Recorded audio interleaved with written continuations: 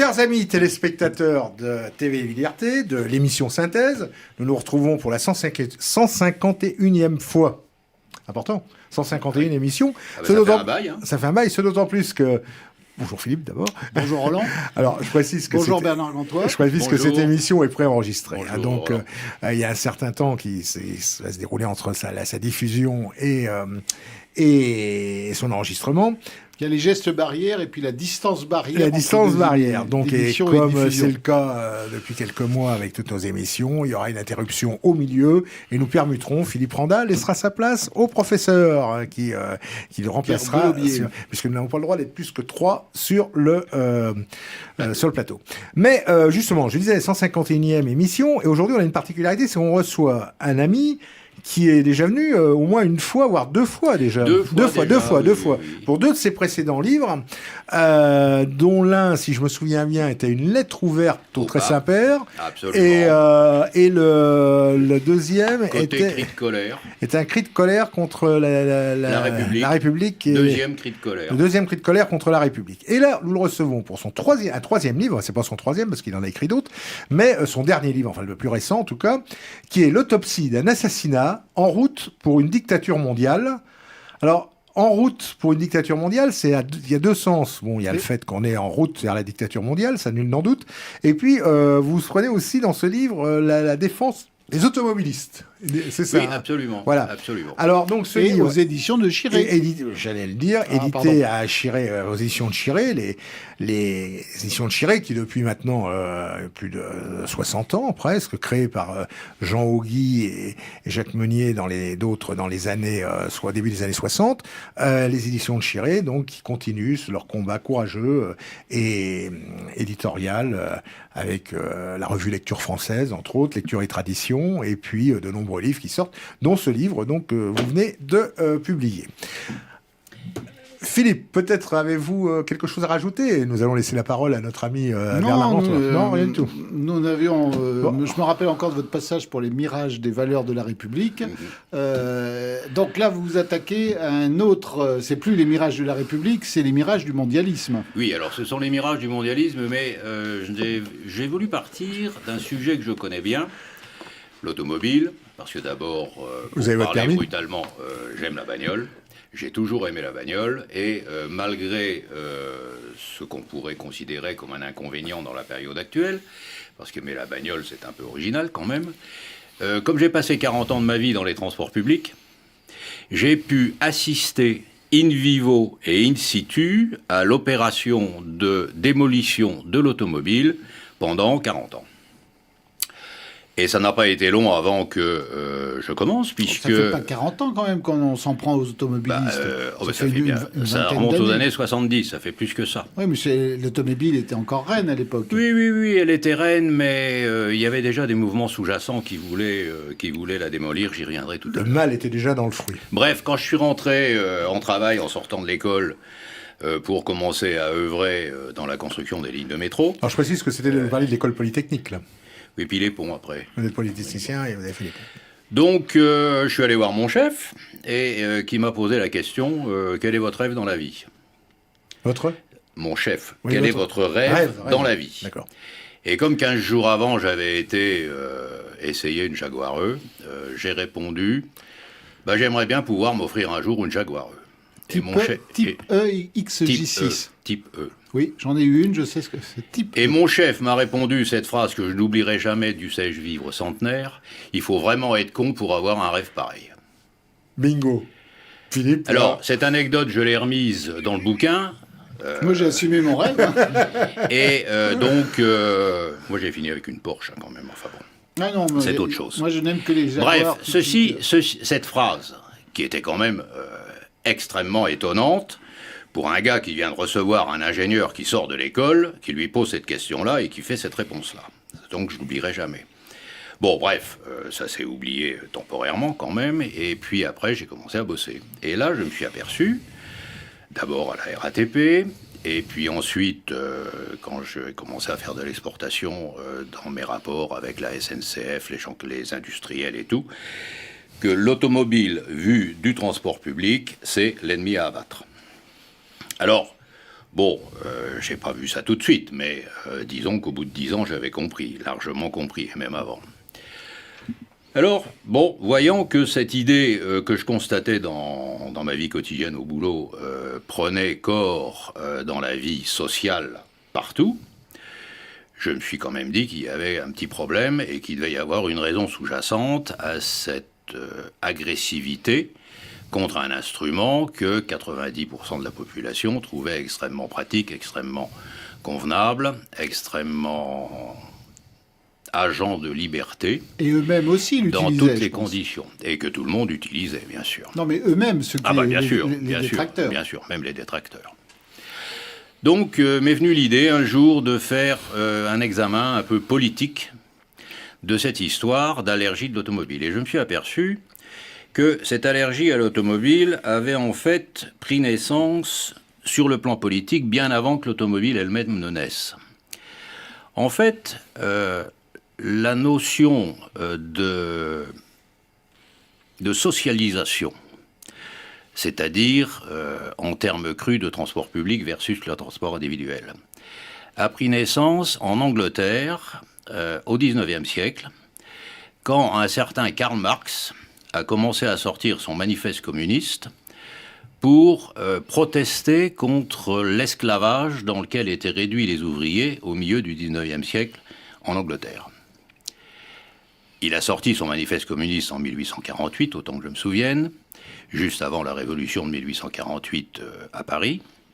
Et ce brûlot, combiné à la révolution en France qui l'avait immédiatement suivi, a commencé à poser des questions aux industriels anglais qui étaient donc les acteurs de cet esclavage, les patrons de cet esclavage, et ils ont conçu un système de socialisation soft, douce, pour rester français, qui a donné naissance à ce qu'on appelle la société fabienne.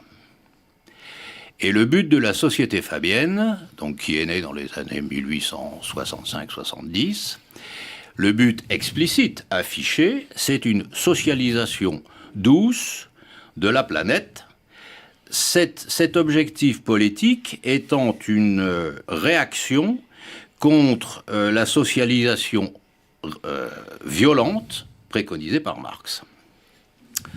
Bon, alors la société fabienne a commencé à travailler. Pendant ce temps-là, on a inventé l'automobile, tranquillement. Et puis, à un moment donné, la société fabienne a créé une filiale aux États-Unis qui s'appelle l'Aspen Group. Alors tout ça, je ne m'en serais, j'aurais pas beaucoup insisté là-dessus, sauf qu'un jour, je suis allé sur Internet voir Aspen Group France, qui est la filiale française d'Aspen Group États-Unis. Et là, je me suis aperçu, alors la page a beaucoup changé, mais à l'époque, c'était une quinzaine d'années, la page Internet d'Aspen Group France, c'était le but d'Aspen Group France est d'appliquer dans sa totalité la philosophie des Lumières dans le pays. Ça rappelle quelqu'un. Et le numéro 2 d'Aspen Group France, c'était le président de la RATP. Bon, là j'ai commencé à me poser quelques questions. Et donc en fait, l'Aspen Group France et l'Aspen Group aux États-Unis est un des moteurs majeurs de la promotion des transports publics versus le transport individuel, parce que la promotion des transports publics est un moyen extrêmement efficace de faire ce qu'avait conçu Aspen au milieu du XIXe siècle, c'est-à-dire la socialisation soft de la société. Socialisation douce.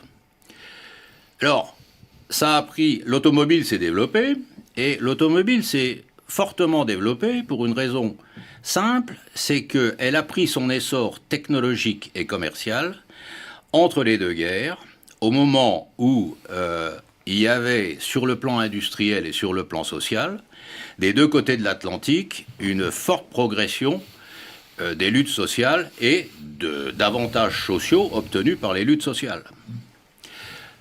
Pour parler de la France, le Front populaire a donné à la classe ouvrière, enfin aux prolétaires, le temps et la possibilité de profiter de cet instrument qui aboutissait à son développement industriel permettant d'y accéder sans trop de difficultés. Donc il y a eu convergence sociologique entre À la même époque, en Allemagne, il y avait la voiture du peuple, la Volkswagen. Oui. Alors bon, aux États-Unis, c'est pareil. Rockefeller n'a pas tiré dans ses ouvriers de la mine de je sais plus où. C'était dans les années 30. Et puis après, il y en a eu des conséquences qui sont les mêmes. C'est-à-dire les gens ont quand même mieux vécu. Ils ont eu du temps libre. Et précisément au moment où l'automobile aboutissait à un certain développement qui permettait qu'elle soit accessible. C'était une époque où tout le monde commençait à découvrir le fait des voyages. Donc, l'automobile se développe, et puis arrive la Deuxième Guerre mondiale, et arrivent les Américains. C'est-à-dire, on est libéré par les Américains, entre nous. Je pense qu'on a plus été libéré par les Russes que pour les Américains, mais c'est un autre sujet. Et les Américains débarquent avec quoi? Les Marlboro et l'industrie automobile. Et tous les films qui montrent l'automobile. Puisque, grâce à l'accord Burns-Bloom, le cinéma américain a pris 30 ou 35%, je ne sais plus le chiffre exact, du marché cinématographique français. Donc là, avec tout ça, l'automobile explose. L'automobile explose et ceux qui avaient dans l'esprit de voir les transports publics se développer, ils n'ont rien pu faire parce que le mouvement était absolument irrésistible. Bon, jusqu'à ce qu'on arrive dans les années 70. Alors dans les années 70, on a commencé à se dire qu'il fallait quand même régler le problème et on a commencé à sortir des gens critiquant vertement l'automobile. On a inventé l'écologie. Et en fait, on a commencé à mettre en place un plan de... L'écologie qui existait déjà un petit peu avant, quand même. Oui, il y a même eu un candidat écologiste... En 74, oui, René Dumont. Voilà. Dumont, qui avait dit que l'automobile, ça prend de la place, ça pue et c'est con. Il avait dû sortir quelque chose de ce genre, ça devait être dans le bouquin. Bon, alors l'assassinat s'est fait comment? L'assassinat... il s'est fait d'une manière extrêmement simple, en plusieurs étapes. La première étape, ça a consisté à ne pas faire de route. C'est-à-dire, quand on regarde la progression du parc automobile, alors dans l'automobile, je mets aussi les transports par camion. Oui. Quand on regarde la progression du parc automobile, le nombre de kilomètres, c'est très facile à savoir, il suffit de regarder les statistiques de gasoil et d'essence consommée. Quand on regarde la progression du parc, des kilomètres parcourus, et quand on regarde l'augmentation de la capacité routière, c'est absolument incommensurable. Donc on a commencé à avoir des accidents en pagaille. Bon, les voitures étaient moins sûres. Pour vous, c'est un problème de route? On n'a pas fait suffisamment de route. Ça a été le début. Donc on n'a pas construit assez de routes, on est resté... Et d'autoroutes aussi. Alors attendez, après. Ouais. Jusqu'à un moment où c'est devenu absolument intenable et on a commencé à construire des autoroutes. Enfin, à demander au privé de construire des autoroutes. Ça a un peu soulagé le problème, mais une fois qu'on a construit le réseau principal, c'est-à-dire la croix, enfin l'étoile d'autoroutes qui partent de Paris, maintenant, on n'en construit pratiquement plus, et il est excessivement difficile de construire une autoroute. Il suffit de voir les ennuis qu'il y a eu pour construire la A89 entre Bordeaux et Lyon. Bref, les autoroutes... Si je peux me permettre de vous interrompre, cher Bernard, les autoroutes en France, au début des années 70, la France avait que quelques centaines de kilomètres d'autoroutes. Je crois que pratiquement rien. Je crois que le point de ralliement, de croisement, si je puis dire, de l'autoroute qui venait de Paris et celui qui venait de Marseille, pour l'autoroute du Sud, c'est la dernière sortie de Pompidou en 74. Oui, tout à fait. Donc on a commencé à construire des autoroutes, ça a quand même un peu soulagé la compression de la voiture sur le réseau routier, si j'ose dire. Bon, donc on a un peu soulagé, puis on a fait aussi quelques autres améliorations. Il y a eu notamment le plan de Gaulle pour faire les voies rapides de Bretagne, et puis il y en a eu d'autres. Au discours de Quimper. Bon, alors, une fois qu'on a fait ça, on a trouvé que le vrai problème, c'était les villes. Alors, il y a eu dans les villes la période, du moins à Paris, où Chirac a construit des parkings, mais on a lancé en fait une opération plus que vicieuse qui consiste à bourrer les villes de tramway. Le but du tramway n'est pas... Enfin, il transporte les gens, le tramway, ça c'est indiscutable. Mais le but essentiel du tramway n'est pas le transport. Le but essentiel du tramway, c'est de sortir l'automobile des villes. D'ailleurs, le même Chirac, quand il a inauguré le tramway de Bordeaux, alors je ne sais plus quand c'était, ça devait être 93 ou quelque chose comme ça, a dit dans son discours qu'on peut retrouver sur Internet une phrase qui est à peu près celle-ci. Ce magnifique instrument est certes un instrument de transport, mais il est surtout un instrument d'intégration sociale. Bon, donc on a construit... Alors le monsieur qui m'avait fait la réflexion sur la Jaguar Type E, c'est celui qui a relancé le tramway de Nantes, qui, comme on l'a fait observer, n'était pas le premier, mais enfin c'était le premier qui, pour être moderne, dans une technologie moderne, puisqu'il y avait celui de Saint-Étienne qui n'avait jamais été démonté, mais enfin il était quand même beaucoup plus ancien. Enfin le premier tramway moderne de France, c'est celui de Nantes, fait par mon ancien patron, enfin promu par mon ancien patron, et qui depuis a fait beaucoup de petits, puisque maintenant il y a dans toutes les villes un peu consistantes, il y a un tramway. Résultat, il n'y a plus de voitures. Enfin du moins... Il y en a, et on ne peut pas dire qu'il n'y en a plus du tout, mais il y en a considérablement moins. Surtout quand on a pris soin de rendre le parking inabordable, c'est-à-dire inexistant ou inabordable. Paris étant protégé du tramway puisqu'il a son réseau de métro. Plus les voies bus, les voies bus, les voies pieds, enfin bref. Est-ce que ça a vraiment diminué le parc automobile ou est-ce que ça a juste enquiquiné les automobilistes ? Ça a considérablement diminué la circulation automobile.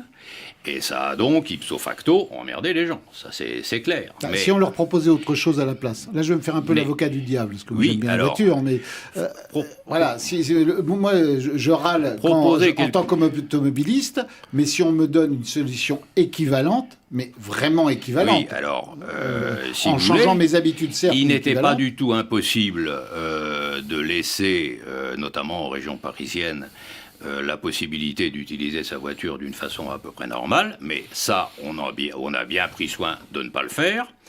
Et l'étranglement, maintenant, indépendamment des voies réservées pour tout ce qu'on veut, c'est le parking. Parce que maintenant, il faut vraiment avoir les moyens pour se payer un parking permanent à Paris, si on en a envie. Donc, oui, mais les Parisiens, c'est connu. Les Parisiens, eux, ils ont quand même... n'ont pas de voiture, ils n'en ont pas besoin. Les Parisiens purs, qui habitent à l'intérieur du périphérique, ils n'ont pas de problème, puisqu'ils ont le métro. Enfin, ils n'ont pas de problème jusqu'à ce que l'aspect intégrateur social du transport public... oui, le taxi, c'est encore autre chose. Jusqu'à ce que l'aspect intégrateur sur le plan social du transport public aboutisse qu'il faille faire extrêmement attention quand on prend le métro à certaines heures. Bon, déjà, quand j'étais là-bas, la nuit, je descendais escorté, et ça remonte à 30 ans.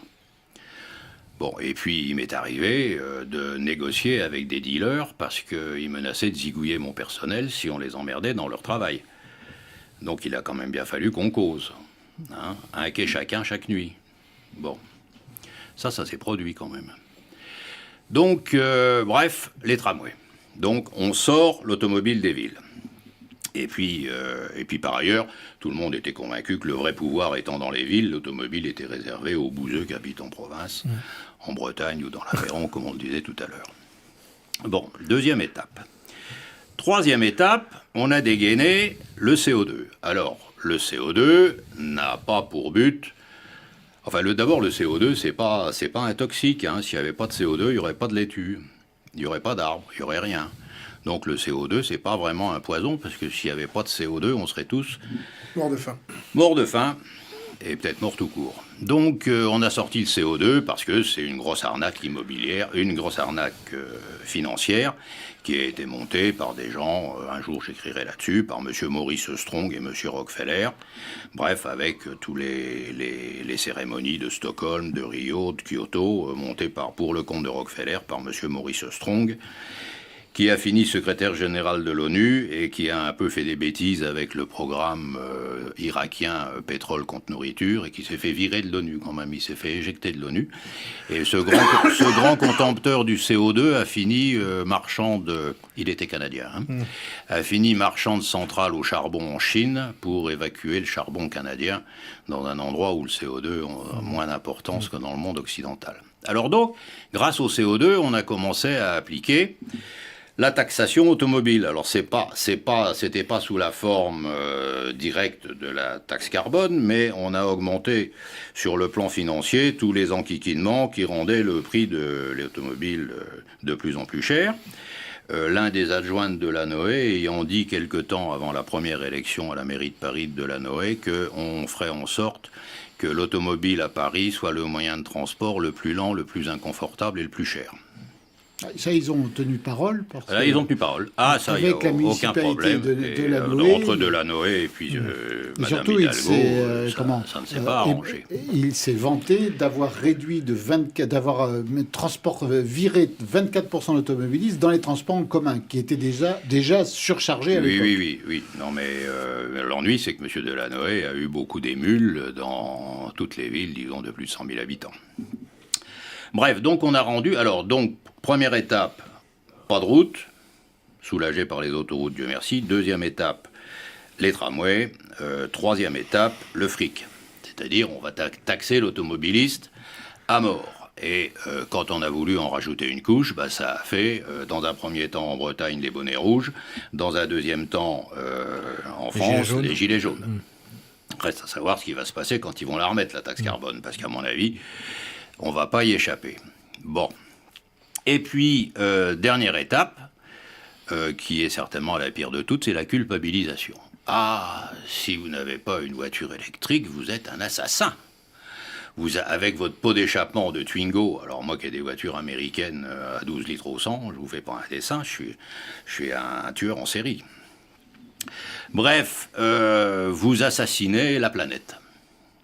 Et on y reviendra tout à l'heure dans l'explication pourquoi on assassine la planète, c'est pas tout à fait gratuit. Donc finalement, le résultat des courses, c'est que l'automobile est en train de crever.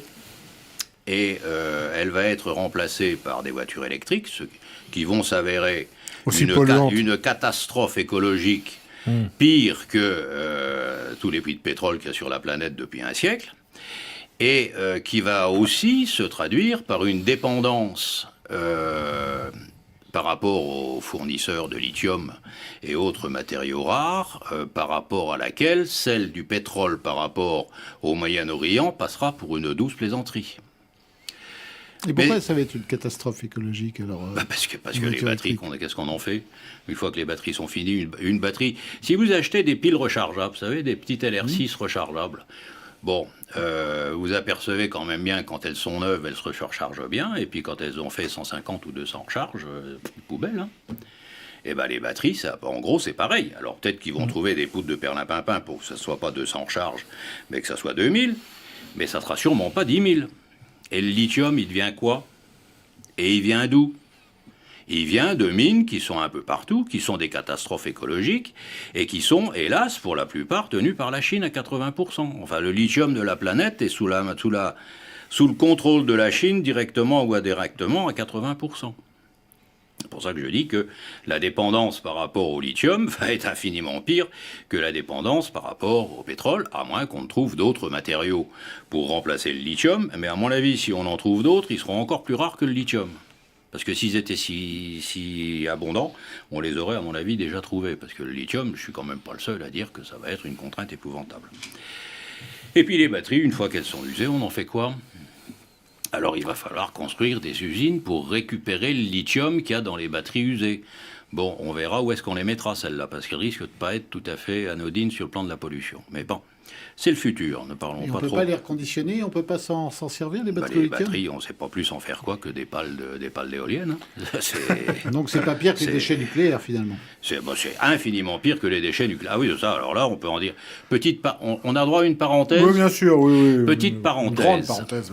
Enfin, pas trop long quand même, parce qu'il y aura la chronique de Philippe Pranda. Mais... Bon, il y a eu une époque sous M. Jospin où on a arrêté le surgénérateur Superphénix. Bon. On ne l'a pas arrêté, on l'a démoli. Il faut quand même savoir que le surgénérateur Superphénix bouffait les déchets nucléaires et les transformait en carburant. Et ce qui restait, c'était vraiment 3 fois rien. C'était l'équivalent de 2 bouteilles de vin pour la France en 1 an. On l'a cassé. On l'a cassé, on l'a cassé parce que ça ne plaisait pas aux écolos. Et que Jospin, il avait été élu grâce aux écolos. Enfin, il avait été devenu Premier ministre grâce aux écolos. Et donc, grâce à la brillante dissolution du camarade Alain Juppé. Et donc, on a cassé cet instrument, et maintenant, il y a des surgénérateurs, c'est-à-dire des réacteurs nucléaires à neutrons rapides partout. Il y en a aux États-Unis, il y en a en Chine, il y en a en Russie. Et ils recyclent leurs déchets nucléaires. Alors bon, ça a été... Sans qu'il reste de quoi que ce soit, sauf sans à très petite quantité. Il reste trois fois rien. Donc, quand on dit que Areva a des soucis, que Areva a été mal géré par Madame Lauvergeon, c'est vrai. Mais l'assassinat, le coup de poignard dans le cœur du nucléaire français a été donné par M. Jospin le jour où on a dit on arrête Superphénix. Parce que comme on avait arrêté Superphénix et qu'il y avait du business et puis des gens qui seraient au chômage si Areva se cassait la figure trop vite, enfin ils finiront au chômage de toute manière, mais ça aura gagné un certain temps, 20 ans quand même, si on avait continué, il n'y aurait pas eu de problème. Il n'y aurait pas eu de problème. Et à cause de l'arrêt du Superphénix, on a inventé l'EPR. L'EPR qui est un bidouillage infâme des réacteurs d'avant pour essayer de faire semblant d'être aussi performant que Superphénix. Ça a été une catastrophe. Fin de la parenthèse. Alors, fin de la parenthèse, et puis aussi, comme je le disais tout à l'heure, l'heure avance, et c'est passionnant de vous écouter. Alors, Bernard Gantois, donc, certains auditeurs seront ravis que vous parliez et que je vous laisse parler, parce que c'est pareil, régulièrement, j'empêche les gens de parler. Enfin, ça, c'est pas grave. Enfin, voilà. Donc, on vous a écouté. J'ai un gros moteur, c'est dur de m'arrêter. Alors, je finis sur l'automobile. Vous finissez juste sur l'automobile, parce qu'après, il va falloir laisser la parole à notre ami Philippe Randa pour sa chronique hebdomadaire, et enfin, sa chronique... Et après, je parle des raisons. Et ensuite, on va permuter avec... à Pierre Delaubier. Donc là, on va avoir une... D'accord. Bon, en gros, l'automobile est morte. Ouais. C'est-à-dire, l'automobile, telle qu'on la connaît, c'est-à-dire, monsieur... Non, elle est morte. Monsieur Dupont, avec Madame Dupont, les enfants Dupont et les valises Dupont, va s'acheter la voiture de Monsieur Dupont chez le commerçant pour transporter Monsieur, Madame, les enfants, la valise, et quand il veut aller du point A au point B et quand il veut revenir chez lui, ça, c'est fini.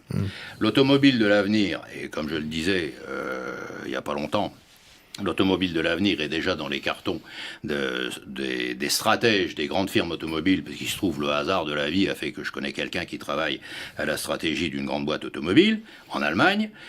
L'avenir, c'est, vous demanderez sur votre smartphone, je veux une voiture pour transporter 2 personnes, 4 valises, 2 enfants, du point A, voilà mon adresse, au point B, voilà mon adresse. L'heure de départ, c'est temps, vous verrez une voiture automatique qui est en train de se développer. Arriver du modèle qui convient pour transporter votre famille à l'heure que vous voulez pour vous emmener au point B, mais avant, on vous aura piqué les sous, bien sûr. Ça, c'est la voiture de l'avenir. Et c'est déjà dans les tuyaux, c'est, à mon avis, dans moins de 10 ans. Et là, peut-être que, comme on construira moins de voitures, les voitures seront électriques. Mais, alors, dans le bénéfice de qui ? De la banque. Parce qu'évidemment, la banque gérera le constructeur automobile, il y en aura un ou deux sur la planète qui fabriquera des voitures qui sont toutes les mêmes. Elle gérera les sociétés d'entretien des voitures, parce que même électriques, il faut bien les entretenir. Elle gérera la société qui permet de piquer l'argent sur les comptes des gens à travers leur smartphone. Bref, la banque gérera tout ça. Et ça nous amènera... vous ne serez plus qu'un consommateur sans identité et sans rien du tout. Tel est le monde qu'on veut nous imposer et qu'on nous imposera par la grande peur. 5 minutes pour en parler tout à l'heure. Tout à l'heure. Alors maintenant, je vais laisser la parole à Philippe Randa qui va nous proposer sa chronique que l'on retrouve sur le site Euroliberté, dans le quotidien présent et sur le site Synthèse Nationale. Eh bien moi, je vais vous parler de quelque chose dont on a tous connu ici, c'est le fameux baccalauréat. Le baccalauréat qui est devenu aujourd'hui un cadeau bonus. Parce que dans quelques mois, ce sera comme chaque année, pour des milliers de lycéens, l'examen du baccalauréat. Fébrilité ou franche angoisse pour les uns, cauchemar pour les autres. Cauchemar, comment on les comprend ? Rendez-vous compte qu'en 2020, l'année dernière, 4% des candidats ont échoué. 4%. Et oui, selon la direction de l'évaluation, de la prospective et de la performance, DEPP, le taux de réussite après rattrapage n'a atteint que 95,7%. Vous rendez-vous compte ? Bien sûr, il y a cette fichue épidémie de coronavirus qui a empêché une tenue normale des examens. C'est sans doute, c'est forcément, c'est évidemment l'explication de ces 4% de victimes. Cela m'a permis à notre glorieux examen, dont le monde entier nous envie, de n'être en hausse par rapport à 2019 que de 7,2%. Toutes séries confondues, 60% des candidats avaient obtenu leur diplôme en 1960, mais déjà 84,5% en 2012. J'interrogeais récemment un professeur de terminale, lui demandant ce qu'il pensait du niveau des bacheliers actuels. Sa réponse a été claire. Après la guerre, 30 000 élèves environ obtenaient le baccalauréat avec le niveau requis. Aujourd'hui, sur les 700 000, 713 900 en 2020 qui le décrochent, il y en a toujours 30 000 qui ont sinon le niveau, du moins un niveau, n'en demandons pas tant. Je rapportais cette sentence à un ami médecin qui, lui, m'a appris que les élèves qui ont le meilleur niveau scolaire actuellement sont africains. Comme je m'en étonnais, il m'expliqua pourquoi. Mais parce que là-bas, c'est encore l'école d'avant. Ils ont 30 ans de retard sur les réformes de l'éducation nationale et en sont encore à apprendre, ne serait-ce qu'à lire, compter et écrire. Et quand ils sortent des écoles tenues par des jésuites, particulièrement, on peut parler d'un certain niveau, à l'évidence. Mais désabusés, il ajouta néanmoins, c'est le cas aujourd'hui, oui. Mais eux aussi connaîtront le nivellement par le bas comme nous et auront le baccalauréat bonux. Le plus tard possible pour eux, espère-t-il. Eh oui. Merci. Vous vous rendez compte, 95,7% de réussite. Et il y a encore des Français qui disent c'est formidable comment le niveau augmente. Ce baccalauréat, je demandais, maintenant je m'amuse à demander régulièrement, que ce soit à mon fils aîné qui l'a eu, ou à d'autres amis qui sont dans la vie active, est-ce qu'on vous a demandé une seule fois de prouver que vous aviez le baccalauréat? Jamais. On vous demande même plus, pour les jeunes, mais on demande même plus le niveau de si on a le bac. Tout le monde peut dire qu'il a le bac, même celui qui l'a pas passé. Ça n'a plus aucune importance. Et on continue de mentir aux gens, de les entretenir dans cette idée que le baccalauréat, c'est un diplôme important. Mais c'est pas un diplôme, il faut faire tant d'années d'études, arriver jusqu'au bac et basta, quoi. Vous me permettez 30 secondes là-dessus. 28 hier, j'écoutais une émission à la radio où un intervenant avait demandé à un parfait connaisseur de la Russie si Poutine n'était pas trop inquiet du côté agressif du nouveau président américain Biden. Et la réponse a été, ouvrez les guillemets, à un mot ou deux près, la suivante. Poutine, il s'en fout, il sait que son armement a 10 ans d'avance. Fermez les guillemets. Réponse, pourquoi l'armement russe a 10 ans d'avance sur l'armement américain? Réponse du gars qui connaissait bien la Russie, parce que tout le monde sait qu'en Amérique, l'éducation est tellement effondrée qu'ils ne sont plus capables de faire des ingénieurs capables de rivaliser avec ceux des Russes. Fermez les guillemets. Post-scriptum, c'est parfaitement mon avis et c'est bien pareil pour la France. Tout est dit. Tout est dit. Philippe, merci. Je vous abandonne. Je laisse la place à Pierre Delobier. À très bientôt. Merci. Bernard Gantois.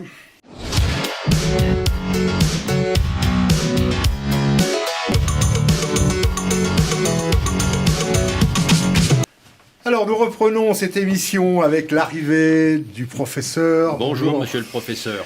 Bonjour, messieurs. Bonjour, Pierre. Alors, question rituelle, tout va bien? Les élèves sont sages? Les vacances approchent? Tout va mal, mais tout va mal, mais tout a toujours été très mal, comme disait David. Poli, quand même. Alors, nous rappelons que ces émissions, en raison des mesures sanitaires imposées, doivent donc se dérouler en deux parties, puisque nous n'avons pas le droit d'être plus que 3 dans le studio. Et comme TV Liberté est regardée, j'irais même de plus en plus regardée, nous ne pourrons même plus agir discrètement, voilà, donc en cachette. Donc tous sommes avant, 3. Vous ne voyez pas, avant, vous ne nous entendez pas non plus, on pouvait faire ce qu'on voulait. Bon, alors Philippe a laissé la place au professeur, et qui nous donnera tout à l'heure la suite de son abominable histoire de France. Mais pour l'heure, nous sommes en compagnie de Bernard Gantois. Bernard Gantois, qui a écrit un livre, Autopsie d'un assassinat, en route pour une dictature mondiale. Alors, ce qui est intéressant dans ce livre, c'est, dans le titre en tout cas, le mot qui met sur la piste, c'est en route. Parce que justement, Bernard Gantois, qui est, je le rappelle, polytechnicien, qui a fait l'école des ponts et chaussées, et qui a travaillé un poste important à la RATP, qui est auteur de plusieurs livres que nous avons eu à ces occasions plusieurs fois, on l'a reçu à plusieurs fois pour ses précédents ouvrages dans cette émission. Et là, donc, ce livre qui est édité aux éditions de Chiré, parle de la volonté de détruire, entre autres, l'automobile en France et dans le monde d'ailleurs, et dans le monde. Alors Bernard, vous aviez des choses à rajouter à ce que vous nous avez dit tout à l'heure. La destruction de l'automobile dont on a parlé tout à l'heure, c'est fondamentalement pour casser dans l'esprit des gens la notion de liberté. Oui. Et pourquoi faut-il casser dans l'esprit des gens la notion de liberté? C'est en raison de considérations qui sont voisines de la métaphysique, qui en gros sont les suivantes. Il y a deux manières de voir le monde. La manière, il faut construire le paradis terrestre ici. Alors ça, c'est la manière de Marx, du matérialisme, de l'Union soviétique, peut-être un peu aussi de la Chine, avec une certaine réserve, certainement de la Révolution française. Et ça, c'est la première manière. La deuxième manière, c'est le paradis, il est, on ne sait pas trop où, mais ailleurs, et ici, on fait ce qu'on peut. En termes clairs, les utopistes d'un côté, les réalistes de l'autre. En quelque sorte. Alors, la première manière, c'est le domaine de l'idéologie. Et la manière, donc, idéologique mondialiste. L'autre manière, ici-bas, on fait ce qu'on peut parce que le paradis est ailleurs, c'est le pragmatisme.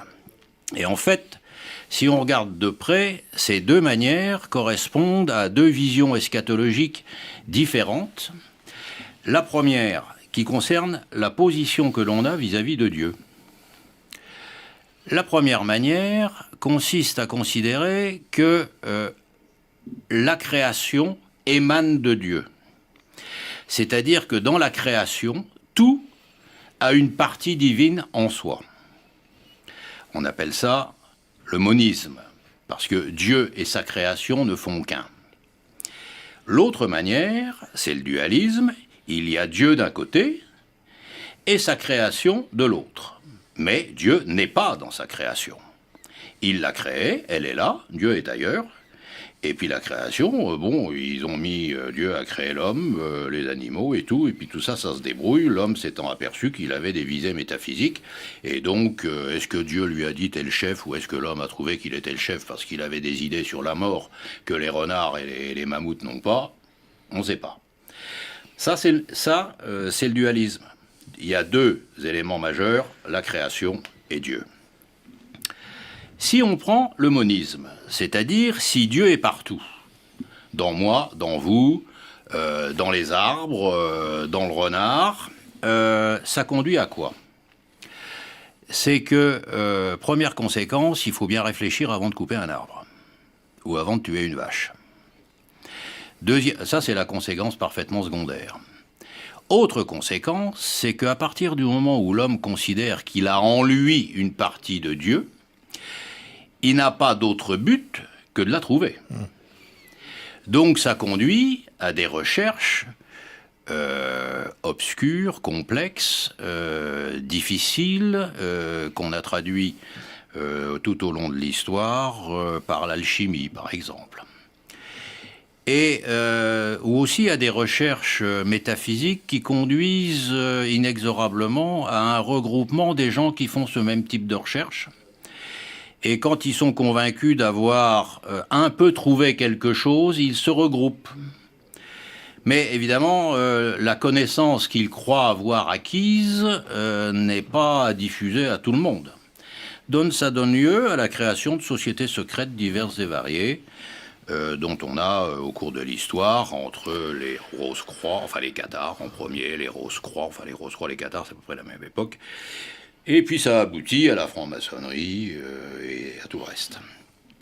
Bon. Et à tous les organismes mondialistes d'aujourd'hui qui attendez. Alors, et comme ils se regroupent, après, n'allons pas trop vite. De l'autre côté, les gens, donc c'est le domaine de l'intuition et du sentiment.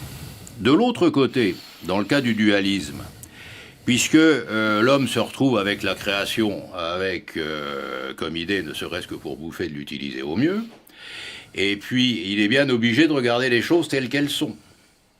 Il dit la table est noire, et la prairie est verte. Ça, c'est du réalisme. Et à force de regarder les choses telles qu'elles sont, il finit par réfléchir à ce qu'il faut faire pour qu'elles soient meilleures. Donc il invente la science, la raison et la logique. Alors que les autres, ils inventent la magie. C'est pas du tout la même chose. Et pour être certain de prolonger leur système, les gens du monisme, les sociétés secrètes, font la sélection de leurs membres par des tribunaux où l'impétrant comparaît, l'impétrant qui est en général observé pendant un certain temps avant d'avoir le droit de comparaît devant une espèce de jury qui dit celui-là il est bon, on peut le prendre, et ainsi de niveau en niveau, par sélection interne, il arrive au sommet, éventuellement, comme M. Albert Pike, par exemple, aux États-Unis dans les années 1880. De l'autre côté, comme il faut quand même sélectionner les meilleurs, on fait des concours avec des copies anonymes, ça me rappelle ma jeunesse, et puis on en prend 300 sur 5000. Mais les 300, il y a une probabilité non négligeable que ça ne soit pas les 300 plus nuls. J'ai pas dit intelligent, parce que, attention, pour réussir un concours, il faut des tas de conditions. Enfin bref.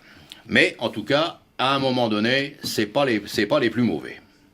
Donc on a comme ça une société qui progresse, parce que d'un côté, on prend parmi tout le monde tous ceux qui sont capables de faire progresser le système, de faire progresser la science, de faire progresser la société. De l'autre côté, on prend sur sélection et jugement d'un jury ceux qui sont autorisés à monter d'un cran. Ça donne pas des modèles de pouvoir tout à fait identiques. Le modèle de pouvoir du concours, ça peut donner lieu à une démocratie, mais ça peut aussi donner lieu à une monarchie, tandis que le modèle de pouvoir du jury qui choisit les heureux élus, ça donne lieu à un pouvoir qu'on ne voit pas. Alors, qu'on ne voit pas. Pour, cher Bernard, leur avance, c'est... il va falloir conclure très rapidement. Je pense que c'est clair. Oui, c'est très clair. Non, mais c'est très clair. C'est très intéressant de voir le pouvoir des forces occultes dans la situation actuelle du monde. Et tout à l'heure, quand je vous disais que de la franc-maçonnerie, on est passé maintenant au niveau des institutions mondialistes, genre Forum mondial de Davos ou d'autres. Le but est toujours le même, à savoir détruire les identités, les nations, les civilisations et tout le reste, les sujets sexuels, national, ethniques et tout ce qu'on veut. Pour arriver à un monde fait que de consommateurs dociles, tout juste bons à consommer ce qu'on leur propose. Cher professeur, qu'en pensez-vous ? Je vois bien occupé là tout à coup. Oui, parce que je notais quelque chose pour plus tard. Rien doit se perdre. Oui, je suis assez d'accord.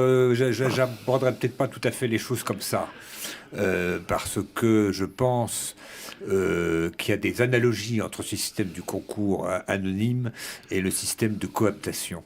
Et je ferai remarquer que l'école normale supérieure et l'école polytechnique, qui seraient supprimées dans les 10 premières minutes de mon arrivée au pouvoir, ont été créées par Robespierre. Et qu'elles ont été faites pour servir de vivier de recrutement aux sociétés secrètes. Elles ont été conçues pour ça. Ça n'a pas marché pour tout le monde, la preuve. D'autre part, il y a un gros problème, selon moi, dans le système du concours. C'est que quand vous avez, à l'heure actuelle, on a un effondrement du niveau. Aussi peu haute que soit la pointe, elle dépasse toujours. Et donc, on est dans un système de sélection. Et il est tout à fait fâcheux, selon moi, que la droite soit tellement attachée à ce système de sélection, parce que quand vous prenez les 10 meilleurs, c'est les 10 meilleurs, mais ça n'empêche pas qu'ils soient complètement idiots, le cas échéant. Et donc, vous avez des écoles qui recrutent des gens. Autrefois, la pointe était haute, comme ça. Et puis maintenant, elle s'est écrasée. Mais il y a toujours les meilleurs. Et ils sont toujours reçus. Et ils croient toujours qu'ils sont bons. Mais et c'est un vrai problème d'ailleurs pour certains concours. Par exemple, la Gaga, c'est un concours. Ils sont au point qu'ils ne fournissent pas toutes les places. C'est l'histoire du baccalauréat dont vous parlez tout à l'heure. Ils enlèvent des postes parce qu'ils disent c'est effrayant. Les mecs n'ont même pas le niveau de voilà. Donc il y a un côté, et puis bon, il y a quelque chose qui surtout qui est aggravant dans le cas des concours en France, c'est qu'on donne l'emploi à vie aux gens qui sont reçus.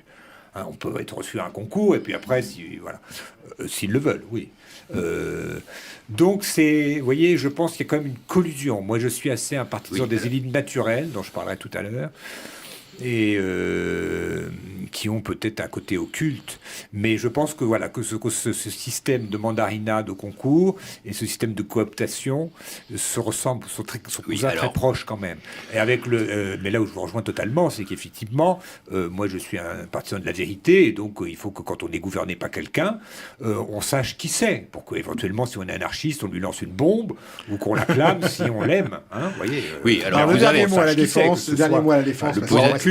Non, mais c'est pas vraiment une attaque. Je suis tout à fait d'accord avec vous. Mais vous avez bien compris que mon propos est un propos métaphysique, théorique. Maintenant, si vous m'expliquez que l'X a perdu considérablement en niveau et qu'elle est devenue un instrument du mondialisme plutôt qu'être l'instrument de la nation pour fabriquer ses classes supérieures, je suis 100% d'accord avec vous. Quand je suis sorti de l'école, la revue de l'école, c'était de la physique, des sciences, de la chimie, des mathématiques, de l'astronomie et des probabilités. Attends, c'est les droits de l'homme, Maintenant, c'est plus du tout ça. La couverture de la revue de l'X d'il y a 3 ou 4 mois, je l'ai regardé il y a quelques mois, c'est Brexit, faut-il être inquiet? Oui, ça. Bon, ça vous donne... le conditionnement idéologique. Ça vous donne parfaitement l'évolution. Si vous voulez, moi j'ai fait une description théorique, mais ça n'enlève absolument rien à la véracité de ce que vous dites, que le niveau de l'X, dans le domaine des sciences, j'entends, dans le domaine du commerce et du mondialisme, sûrement pas, dans le domaine des sciences, c'est complètement effondré, et par ailleurs, la pointe, le côté social de l'X, c'est aussi totalement effondré. Moi, mes parents étaient instituteurs, j'ai pu faire l'X.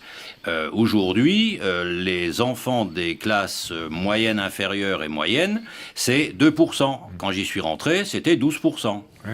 C'est tout. Alors, vous avez parfaitement raison, mais je n'ai pas tort non plus, parce que moi, j'ai fait un exposé théorique, et vous avez fait une photo d'aujourd'hui. Voilà, j'ai bien un peu commencé en disant que, voilà... Vous avez fait une photo d'aujourd'hui. Vous avez raisonné avec votre esprit, donc moi, j'arrive à votre conclusion par mon chemin à moi, ce qui est quand même normal. Je vois que nous sommes d'accord, et que la synthèse de tout cela, eh bien, c'est de lire le livre de Bernard Gantois, Autopsie d'un assassinat, en route pour une dictature mondiale.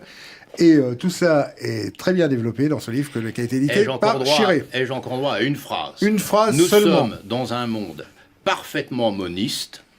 Et il ne faut pas oublier que la démonstration pratique sur le terrain que nous sommes dans un monde moniste, c'est que nous avons un ministre dans le gouvernement français aujourd'hui qui se vante de croire à la magie et de faire tourner les tables. Mais on n'en aura pas qui est-ce? C'est Chiappa. Ah. Merci. Elle fait tourner les tables. Elle fait tourner les tables. Elle a fait une déclaration. Elle a dit qu'elle donc elle sait faire quelque chose. Ah bah, c'est faire quelque chose. Elle sait faire une chose. Oh, n'en tirez pas des conclusions. Professeur. Oui. Votre abominable histoire de France, puisqu'on est dans la mobilisation totale. C'est là que tout a commencé. C'est là que tout a commencé. Je dois dire que il va falloir que j'improvise un petit peu, parce que j'arrive à la 4 minutes. Normalement, j'ai 5. Bon, je suis déjà volé d'une minute. Mais on n'a pas tous les jours un politicien. Je ne vais pas vous raconter la proclamation de l'Empire. Bonaparte a constitué, je vous ai déjà expliqué, une foison d'organismes, alors que c'est un pouvoir personnel. Plus le pouvoir n'appartient qu'à un seul, plus il y a des dizaines d'organismes. Voilà. C'est un système de dilution de la responsabilité. Et donc l'Empire est proclamé. Napoléon est donc l'objet de cette cérémonie grotesque, qui a été peinte de manière mensongère par le célèbre David, peintre régicide. Et ce serait une grosse erreur justement de croire, ce qui est un petit peu devenu une espèce de consolation des royalistes, parce qu'ils ont évidemment beaucoup de choses de quoi ils cherchent à se consoler. Et certains royalistes, pas tous, finalement se disent le Premier Empire, c'est un peu la monarchie. Bon, au lieu d'avoir un manteau bleu, il a un manteau rouge. Au lieu qu'il y ait des petites fleurs de lys, il y a des petites abeilles. C'est mignon les petites abeilles, le miel, c'est bon. Et puis on est à Notre-Dame, voilà, on a le pape qui est là, on lui tape un petit peu sur la joue pour qu'il ne se laisse pas faire, pour le contraindre à faire ce qu'on voudrait faire. Bon, voilà. Je passe sur les comparaisons qu'on pourrait faire avec le sac de Charlemagne, qui ressemble beaucoup à celui de Napoléon, peut-être pas comme on l'imagine. Mais s'il en était ainsi, si l'Empire était une espèce de nouvelle monarchie, au bout du compte, tous les royalistes ils seraient ralliés en masse. Bon, ils ne sont pas ralliés en masse, ils sont ralliés, mais pas en masse. Et puis, les républicains ont été horrifiés, ils ne nous auraient jamais laissé faire ça. Or, c'est eux, c'est Fouché et Talleyrand qui poussent Napoléon à faire ça. C'est eux qui le poussent à fusiller le duc d'Enghien. Et voilà. Pourquoi ? Parce qu'ils se disent le seul moyen de conserver les acquis de la Révolution, c'est d'avoir un pouvoir fort, et puis qui prennent place au milieu des autres, et comme ça on n'a pas l'air d'être de ces vulgaires et horribles républiques. D'autant plus que Talleyrand, il est quand même de bonne famille. Et voilà. Et ce qui illustre ce que dit Napoléon, on ne détruit que ce qu'on remplace. Mais on le remplace par autre chose, sinon ça n'a rien de le détruire. Donc, et les royalistes, souvent, ne s'y sont pas trompés. Ils ont bien vu que ça n'était pas une monarchie. Et en effet, par rapport à l'ancienne monarchie, que j'ai beaucoup critiquée dans cette chronique, eh bien, il y a beaucoup de choses qui ont disparu. C'est la journée la plus funeste de la Révolution, c'est la nuit du 4 août, c'est-à-dire le jour où les gens acceptent de perdre leurs privilèges. C'est-à-dire qu'ils disent au pouvoir central, vous avez tous les droits sur moi. Rien ne vous arrête. Et sous le Premier Empire, ça n'a plus de limite. J'en ai donné de nombreux exemples. On lit le bulletin de la Grande Armée le dimanche à l'église. Donc les gens, les bonapartistes disent oui, il a restauré la liberté religieuse. Oui, ben d'accord. Mais quand on lira le bulletin de la République en marche dans les églises, je ne sais pas si vous vous sentirez dans une grande liberté religieuse. Parfois, ça n'est pas loin. Les prêtres sont des fonctionnaires, les évêques sont des fonctionnaires. Tout est réglementé. Le Code civil, cette machine de guerre contre le peuple, eh bien, règle les successions. Donc elle dit ce que vous faire de votre argent non seulement quand vous êtes vivant, mais quand vous êtes mort, etc. C'est-à-dire que la famille, en fait, devient une espèce de subdivision administrative. On inverse la pyramide. Autrefois, le roi, il a été élu capet au-dessus de la pyramide. Les familles, elles existent en premier et le roi en dernier. Et comme il est dans une famille, on a bouclé la boucle. Là, vous avez Bonaparte qui nomme des ministres, qui nomme des préfets, qui nomme des sous-préfets, qui nomme des maires, qui nomme des sous-maires, etc. Que ça existe. Et puis, au bout du compte, bientôt, on va désigner les pères de famille. Et on n'en est pas loin, puisqu'on les oblige, à partager leurs biens selon les instructions de l'État, et deux, l'État a le monopole de l'instruction, c'est qu'il décide ce que vous devez avoir dans votre propre esprit. Et là où on reboucle la boucle, c'est que pour monter dans l'État, il va falloir passer des concours dans lesquels l'État va fixer le programme. Ce qui fait qu'on ne fixe plus un système de savoir, qui est au contraire fait pour être partagé, mais un système de sélection. Et évidemment, comme vous le disiez tout à l'heure, eh bien, la tentation de remplacer le pur savoir par des questions un peu biaisées en disant que pensez-vous des élections américaines, cher ami, ne vous trompez pas surtout. Voilà. Moi j'ai fait pire que vous, un institut d'études politiques. Heureusement je l'ai complètement raté, mais c'était absolument terrifiant. Vous avez toute question est biaisée, donc vous apprenez, vous rentrez dans le grand règne du mensonge, dans lequel vous entrez dans la petite cooptation, faut parler la langue, etc.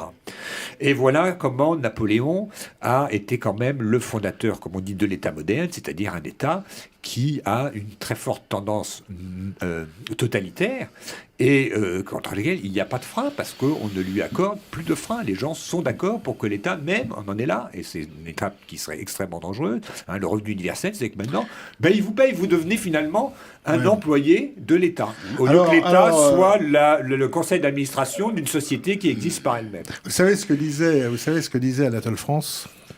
En France, il n'y a pas d'État. Il n'y a qu'une somme d'administration. Et je crois qu'il faudrait s'entendre sur le terme État. Mais ça serait l'objet d'une autre émission. C'est un mot très intéressant. Cher professeur. Et votre rapport sur la dictature, c'est parce que le gouvernement mondial, que d'aucuns appellent de leur vœu, ne peut fonctionner que sous le régime de la dictature. Absolument. Voilà. Et ça s'instaurait que grâce à la grande peur. Mais ça aussi, c'est un autre sujet. Chers amis téléspectateurs, nous quittons. Merci Bernard Gantois, merci de nous avoir éclairés. Et puis comme vous êtes déjà venu 3 fois, vous viendrez bien le 4e. Donc, oui, d'autant plus que j'ai un petit bouquin dont on n'a pas parlé. On en parlera c'est un roman. Et on en parlera la prochaine fois. C'est sur la Reconquista. C'est très intéressant. Et il s'appelle, on va quand même donner le nom. Les guerrières. Les guerrières aux éditions Via Romanas. Absolument, et c'est un bouquin féministe en plus. Féministe, et en plus il y a un menhir dessus. Et c'est un vrai menhir. Un dolmen. Il habite en Bretagne. Lui aussi. Chers amis, à la prochaine fois pour une prochaine émission. Merci Roland.